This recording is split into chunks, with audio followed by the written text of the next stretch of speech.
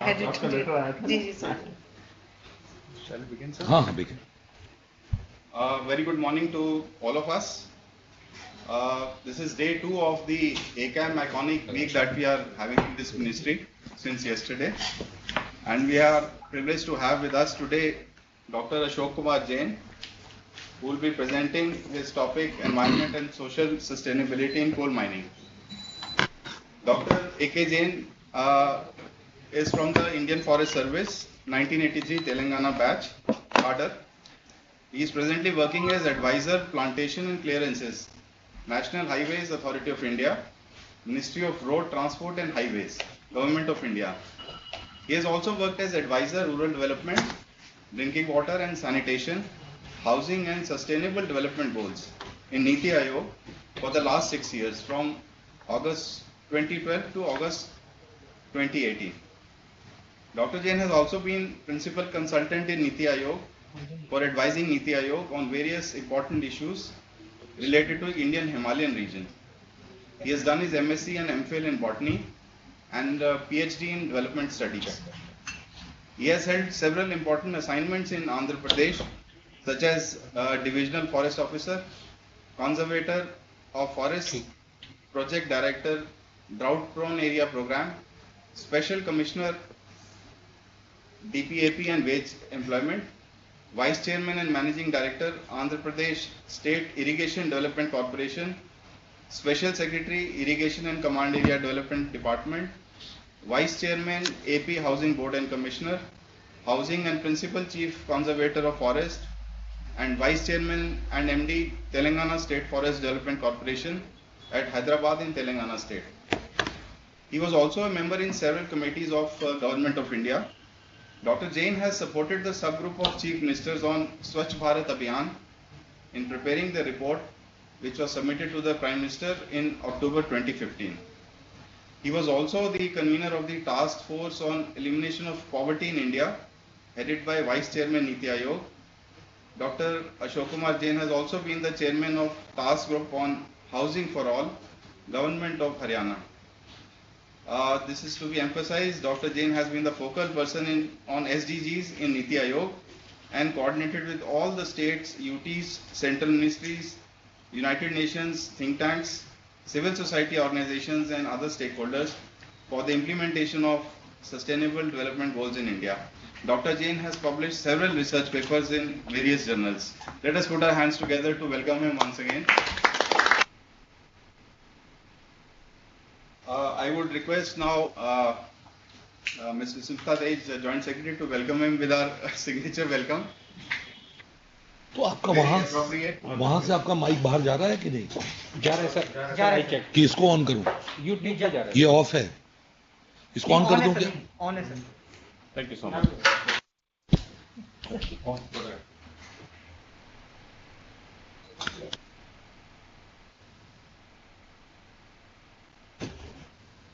Have a little step towards sustainability. Plants. Thanks very much. Yeah, this is good.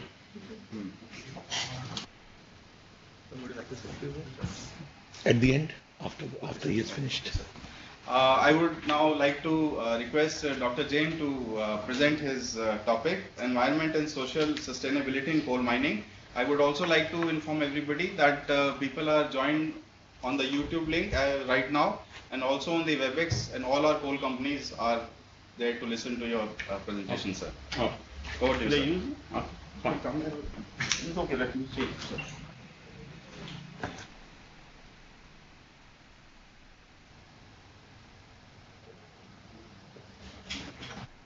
तो वो camera वगैरह position ठीक है, check कर लो। सर प्रीसेट कर रखे हैं सर। अच्छा प्रीसेट है, प्रीसेट है, ठीक है, चलो प्रीसेट है तो ठीक है। First of all, I am really grateful to the Minister of Coal and particularly the Secretary Coal and my good friend and colleague in Niti Aayog, Mr. Anil Jain, and all the senior officers of the Ministry of Coal for giving me this opportunity to talk on a very important topic, which probably I have also discussed with him in the past many times since I being from the Forest Service and also have some interest in this particular area. So, I will take up my talk particularly to set right some directions how the environment and the social sustainability is related to the Ministry of Coal and what the coal mines probably can think of doing something in these areas. And here I'll be talking some, I think you can take on the full slide view. I'll be talking about how the coal mines or the coal production or coal sector will have an impact in view of certain policy decisions and the commitment of Government of India and the Prime Minister in the various forum, and what would be our commitment so far as we in the coal sectors are concerned and what we can think of.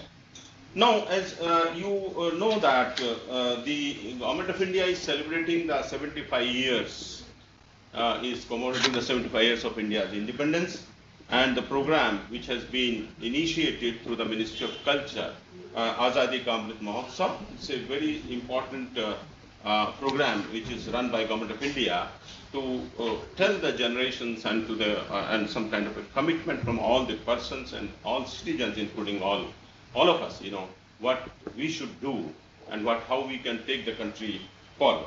So there are 5 pillars of basically the Azadi Amrit Mahotsav. One is, of course, the freedom struggle, where we do commemorate our basically the freedom struggle, our heroes, unsung heroes, what they have done and how did we achieve the freedom struggle. Second is the ideas, how basically the various ideas have shaped our country, and how we have basically the next achievements, what we have achieved, what were the basically various programs, which were the different policies which have really helped us to achieve something. And then third thing, next thing is basically the actions.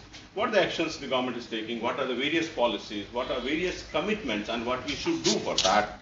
And another is, of course, the resolve. Because until unless we have a resolve, that how do we go about, we have certain commitments probably, and commitment does not mean one individual or two individuals, it's basically the commitments at every level, and what we can contribute to the system or what we can contribute to the society, whatever the capacity we are, and these are the resolves we'll have to have so that we can take the country forward. So this was basically the whole idea of basically initiating this program.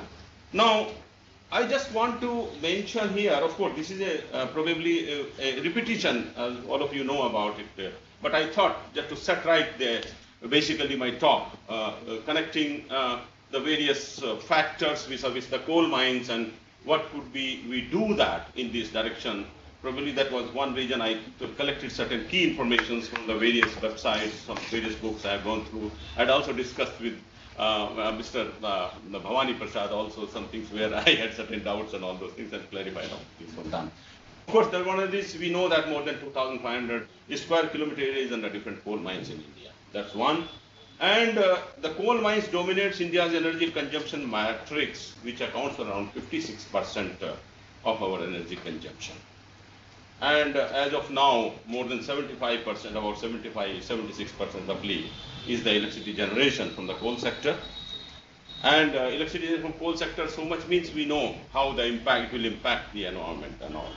And as per the information available to me, there are more than 485,000 persons are employed as a coal miners in various coal mines in the country. Current production of coal, which I saw about 2021, was around 716 or 721, and somewhere I read it is about metric tons. Power generation is going to be the key consumer of coal in India, because power consumption is going up. It's an important thing. Everything is getting electricity generated, all mechanization. So naturally, coal is becoming a very, very important sector for the power generation in the country. And it's going to be the bedrock of the coal. It's going to for energy supply till 2030. Why 2030 I'm mentioning? Because there are various commitments given by the Prime Minister, various forum, which I'll be talking in the next few slides. Then keeping that view, at least till that time it's going down, I think it will continue to be more. Because the way the population growth, energy consumption is going up, so naturally coal has to have an important role to play, I mean, for the various energy production in the country. And this is something very important which I was thinking, which I will have some view on it. Subsequently, 600 to 700 hectares of land is required every year for, basically, construction of the external dams. It's quite a big chunk of land. And how we can use it, for, reduction of this, or how can we use it in different way. And of course, as I mentioned, that the working of coal mines have a direct impact on the environment and the local people stay there. So this, I thought, this is the statistics which I thought probably, all of course you know about it, and I wanted to set the agenda for that. Now, this is one commitment on SDGs, basically. The 193 countries have given, and Prime Minister of India, Present Prime Minister in 2015 September, the UN summit, along with the other countries, both total 193 countries have given this commitment to the world that how we should be at 2030. One, of course, these things, we know that there are 17 goals, 169 targets, but I am just talking only few goals just to put it on here, that how the coal mines directly, of course, coal mines are related to almost every goal. It's not that one goal or two goals, but these are important things. So I thought probably where directly you have the link with them. And Niti Aayog, does the evaluation. They present, they are taking the certain information from the states and the ministries on some of the key indicators.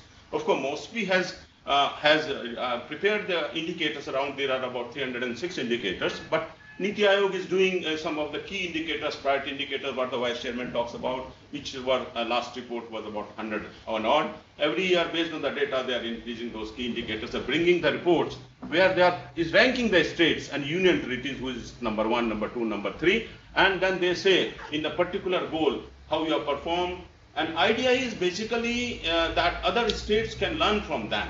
That if Punjab is doing something good in this sector, why Uttarakhand cannot do? Uttarakhand probably can learn, if not from Punjab. अच्छे performing states कौन सी? अच्छे performing states are Kerala, Tamil Nadu, more southern states are mostly, and here the Himachal is doing very well, and Tripura in northeast they are doing very well. But mostly the southern states are comparatively doing much better, and Himachal, of course, in north is doing quite well. They are number 1, 2 and all this. So SDG 1 is no poverty. So definitely why I mentioned that coal mines provide a lot of employment to the people, basically. And this I'll be discussing that how further the families can be involved, basically, where it will help, the coal mines can help them probably, to generate some alternate source of income. Second is the good health and well-being, that we know that how the coal mining impacts the health of the people. And of course, we are taking a lot of actions, controlling the pollution, doing, using the water cannons, cleaning the tires of the vehicles and all that to reduce the air pollution or other pollutions and all those things. But definitely it's directly having an impact on that. And SDG 6 is around clean water and sanitation. Naturally, we know how, like here I'll be discussing something on the mine water, and how we can use the mines for basically the recharging the groundwater, etc. And next is, of course, SDG 7. This talks about affordable and clean energy. This is something very important, basically. So this is one commitment: clean energy and affordable and clean energy. So this is what the Prime Minister gave the commitment. It was the commitment in basically NDC's commitment. Then this Amrit, Panchamrit, this commitment in the Glasgow, what the Prime Minister gave, that by 2030, around 500 megawatts, gigawatts have to come from the non-fossil fuel. So that's one thing. And then SDG 13, of course, climate action. We know that how the coal mines do impact the climate, and land of life is the terrestrial ecosystem when we do the coal mining, and then we are dumping the overburden, and how it's impacting the human beings, animals, other lives, and all those. So which I thought, these are something very important, though others are also quite important, the sustainable consumption or other things are also. But this I thought directly will have a direct impact from in the coal mines. Now this is basically the commitment of Government of India. In 2015, in the Paris Agreement, what we have said is we will reduce the emission intensity of GDP by 35% by 2030 from 2005. So if coal is going to becoming the main source of energy production, thermal power plant, how is going to have impact? That is something. How do we achieve this, basically the commitment of the government? Then creation of additional carbon sink of 2.5 to 3 billion tons through the additional forest and tree cover. Here we can play a very, very important role. In fact, Jen Saab and I had discussed with them also to this, and I'll have some ideas on it. Probably we can have some kind of a discussion on that. So this is one where we can really contribute to whatever extent we can do. I mean, we will just, whatever we can do, it will add to this effort of Government of India. And another is about 40% cumulative power installed capacity from non-fossil fuel, which is now the Prime Minister talking 50% now. So this was the commitment in 2015, which is directly, will have an impact on the coal sector. And this is what the recent commitment of the Prime Minister in Glasgow, that he is calling the Panchamrit gift to the world in the UNFCCC. And he says that India's non-fossil energy capacity to 500 gigawatt, which was 450 earlier. JASA was working on it strongly on this aspect. Now it has been increased to, in fact, 500 gigawatt by 2030.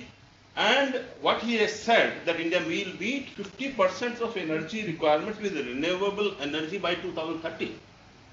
Now it used to be around 40%. Now he is talking about 50%, 10% increase within a span of 8 years. It's quite high.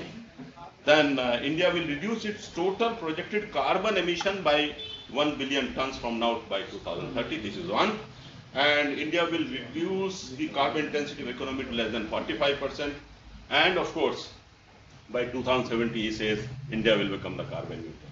So important is 2030 is going to become a big benchmark for us. How are we performing in these sectors and all those things. Now, this is impact of the climate change. It is not new for all of us. We have been talking about that. Though per capita, if we say the carbon emission in India is per capita, we are quite low. But overall, we are fourth in the world. It's about 6.65% of the total carbon emissions in India is done by India. We are fourth next to China, which is 26.8%. US is 14.36%, and the European Union is around 9.6%. So we are the fourth largest carbon emitters in the world if you take as a whole. Now, climate change might also affect the ecological balance, as we have been seeing the natural disasters. We have seen so many disasters recently. Last year itself in Himachal, we have seen those basically a lot of landslides taking place. Roads are going down. We have seen Uttarakhand now, a place like Nainital, from all the sides it got cut off. We have seen a lot of things in the other areas like near Gangotri and all those areas. A lot of things are happening. Of course, it's not the only thing, but climate change is also, of course, there are very different views, a lot of blastings and a lot of constructions and a lot of things are, but climate change is definitely becoming a very important thing, like, basically bursting of the glacial lakes and all. This is basically one of the main reasons. And you must have seen last year in the newspapers in August, this Intergovernmental Panel on Climate Change, UN Intergovernmental, they had given a report. It has come widely published. It has says that increase in, it says that there will be increase in the frequency severity of the hot extremes. That's what it says. Incident of forest fires will go up. We have been seeing in Uttarakhand particularly this kind of things are happening. Then it says increased rainfall will be severe in over the southern part of India. It specifically talks about that. It also talks that glacial lake outburst, floods and landslides, snow line elevation will go up. If the snow line elevation goes up, then we can understand what will happen. The melting of the snow, rise of the sea level, and the low-lying areas, what many countries particularly have been, like Maldives and all, they have been trying to say that if it goes up, what will happen to us, we'll drown. And they had shown once to the world that they did, for the sake of projecting a cabinet meeting in the seabed itself. And Uttarakhand, I think, one of the cabinet meetings they did in Ganga area and all those things. So basically, these are the kind of a thing that these are going to threaten us in future. And of course, mean sea level in Asia will continue to rise above mean sea level. So this is what this report talks about that. So this is how basically the change of this one. So now the UN Secretary General, that's what he said, that the governments to take immediate action to deal with this crisis. So now this is what I will come how we can have coal mines can directly have relation with them. So keeping the above important issues, coal companies, coal mines have an important role to play to achieve the above. Now, what will be the ameliorating action? What can we do? What can be our role? How we can contribute?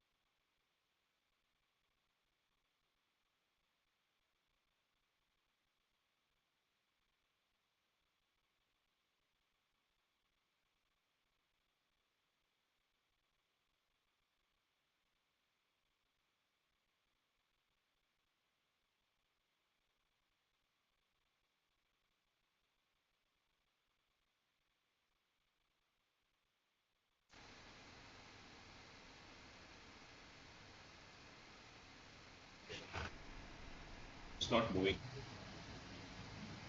You can go. You can see from there. No. Something. Sharing दोबारा करनी पड़ेगी. Share unshare करके share कर लो. Move. 1 minute. Yeah, 1 minute. 1 minute. 1 minute. 1 minute. Yeah, it's coming. Yeah, that's fine. So, under solar energy, the target was 100 gigawatt, and we could do 48.55 so far. Of course, there's a lot of impact. Emphasis on that, and we have International Solar Alliance, which is in Gurgaon now to develop technology.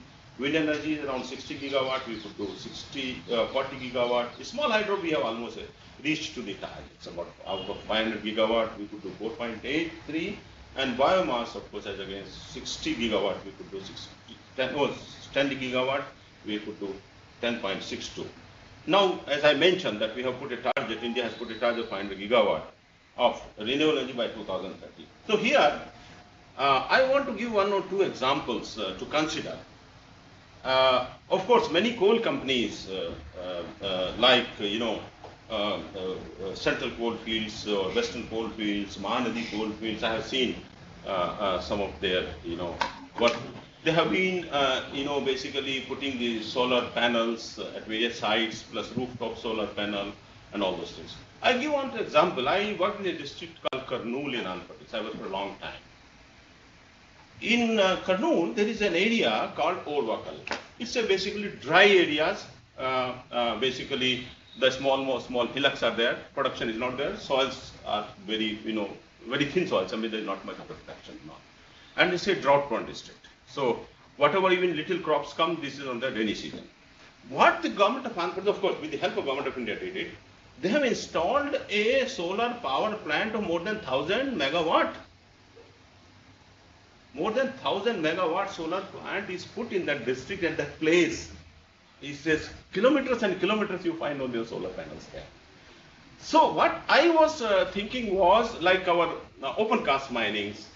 Of course, wherever we can do the planting, we do the planting. So whatever the areas, let us say, are left over, can we think of, basically, whatever little we can do, putting the solar panels, trying to generate the solar energy, put into the grid and all those kinds of things. Because those areas, instead of keeping them just like that, of course, and incidentally in India, we don't have a problem of the sunshine. We have a lot of sunshine. And almost barring few months in a year, I think, and entire eastern India, western India, central India, and a lot of sunshine is there. And probably this could be one way of looking at whatever little or we can contribute, and instead of keeping those areas like degraded and all, I mean, till we do the plantations or whatever the possibilities where plantations are not possible, probably we can think of, in these directions to put. And I gave an example that 1,000 megawatt plant from the solar power is a huge plant.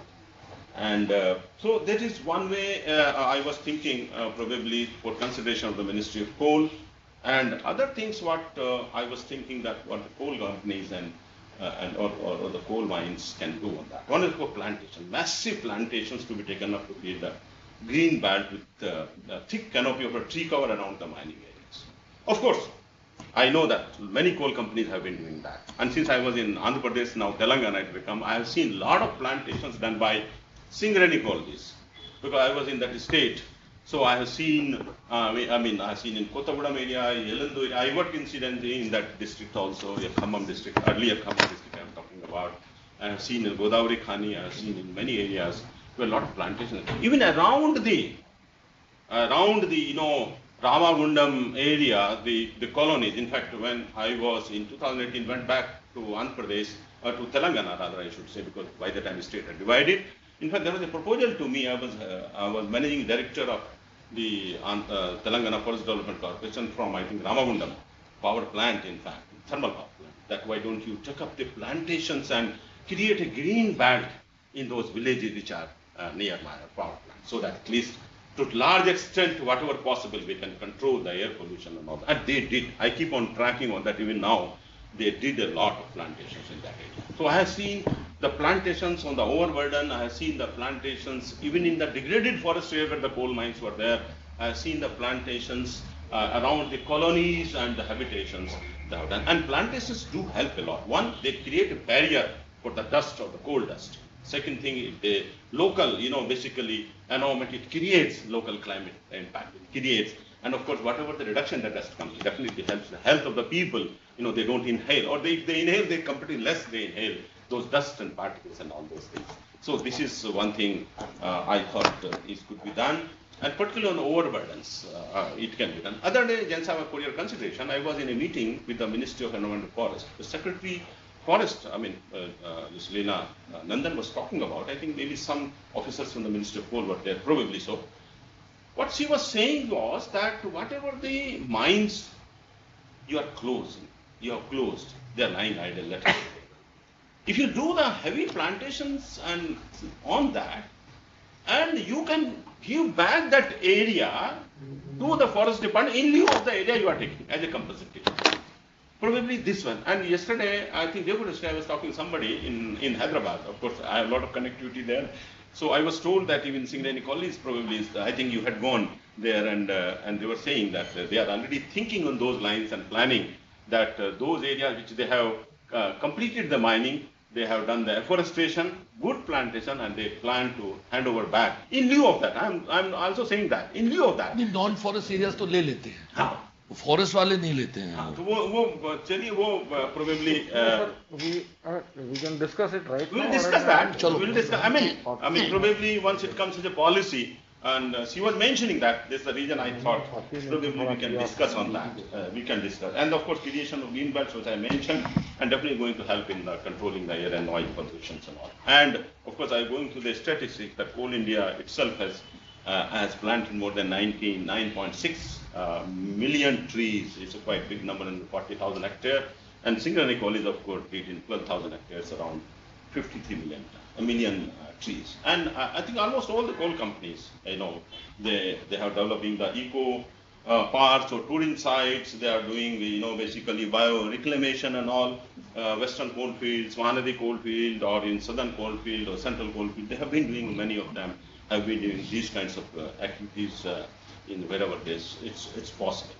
Now, second thing is, I thought water conservation. This is one thing I felt could be a good, mines can become a good source of recharge of underground.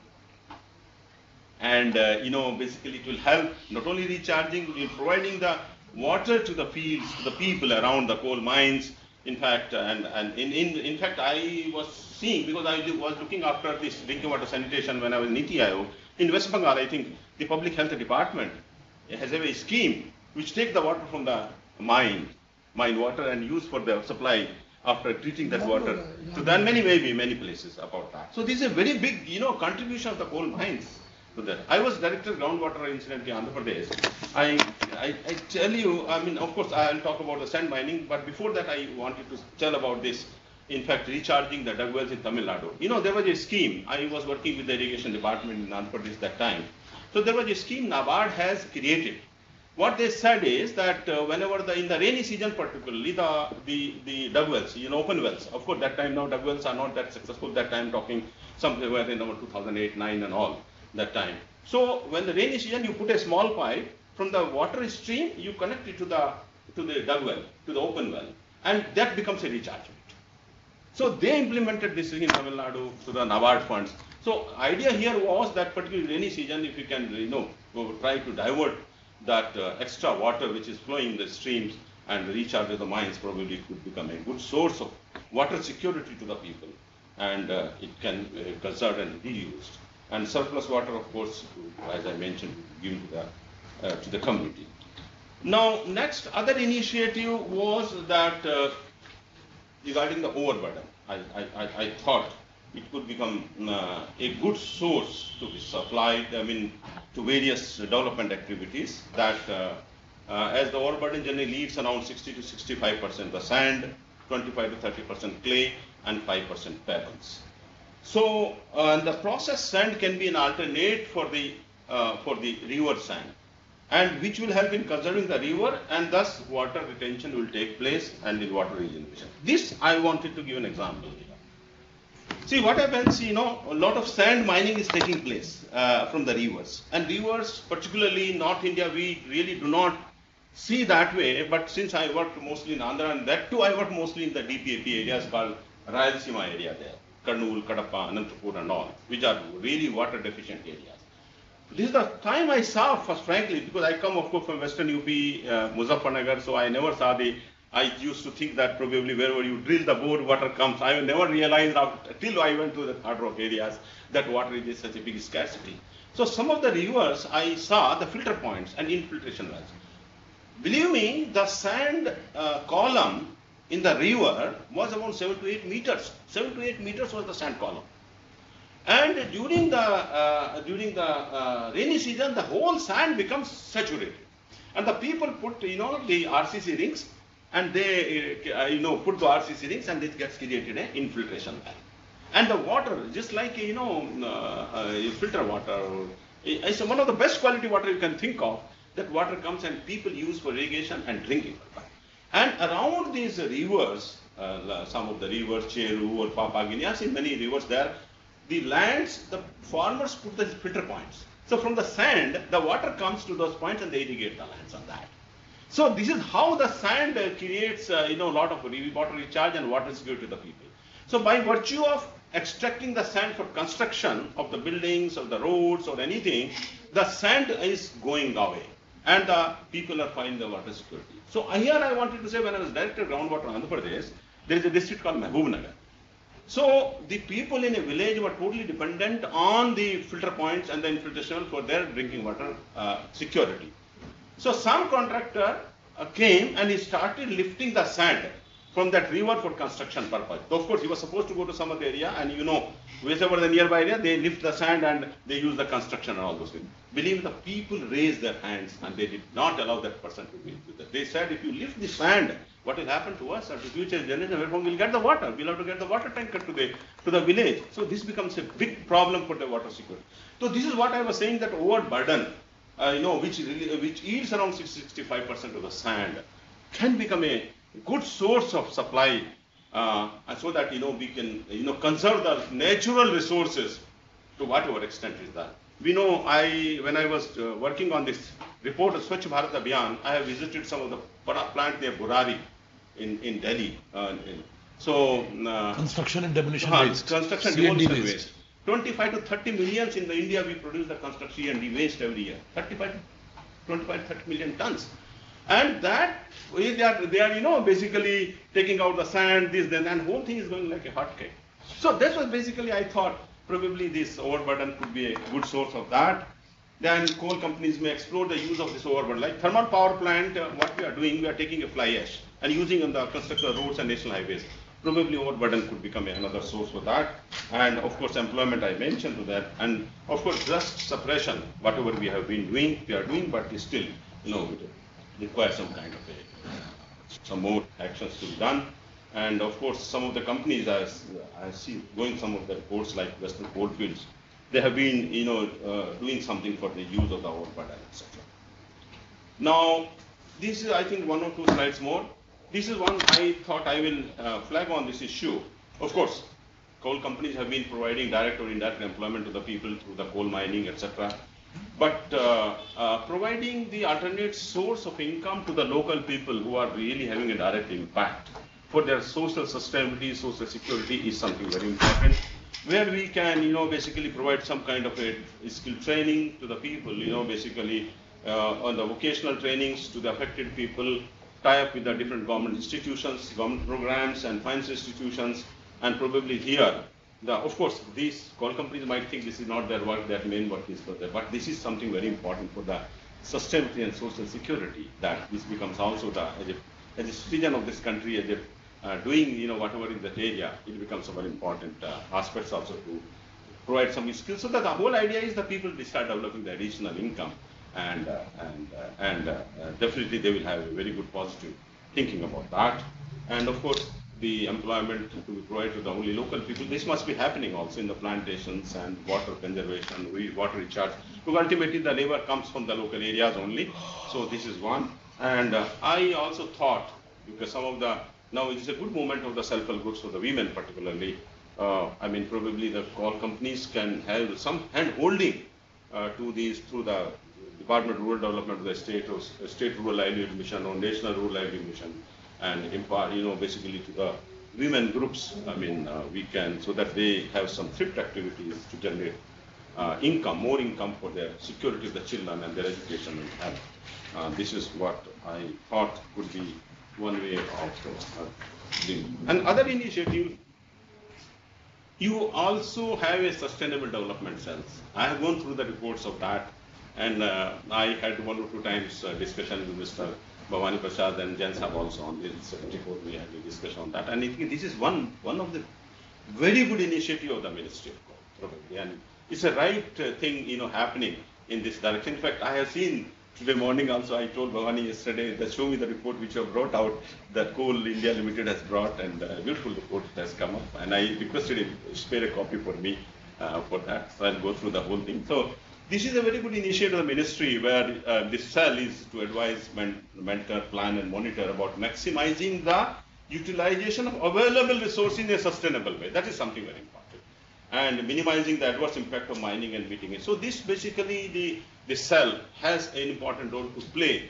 Because anyway, any coal company, is not that they are against doing plantation, they are not against doing anything, but their main focus is the production of coal. So this cell probably can help them and can, basically advise them, mentor them, monitor the activities, that what's happening and how they are working in this direction, and probably some 1 or 2% in each coal company or wherever it's possible, the ministry can work it out how it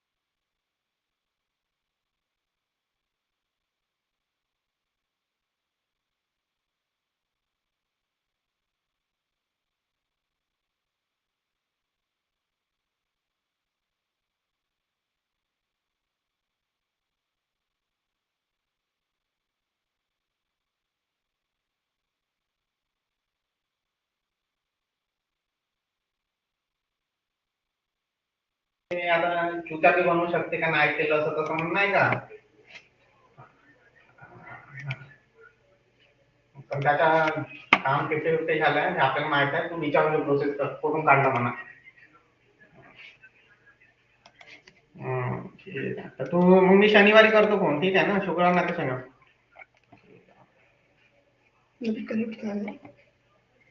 किसमेट करके मतलब connect वाला था option.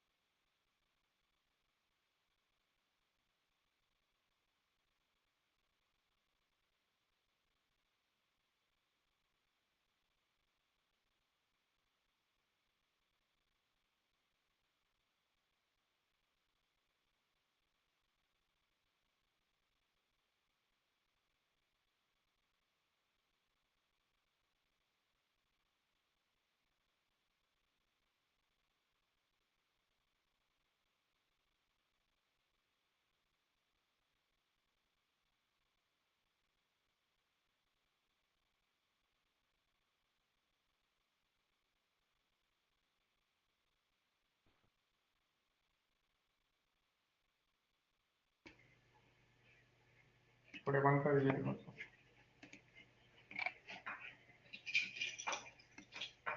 Okay, इसे खोल दें।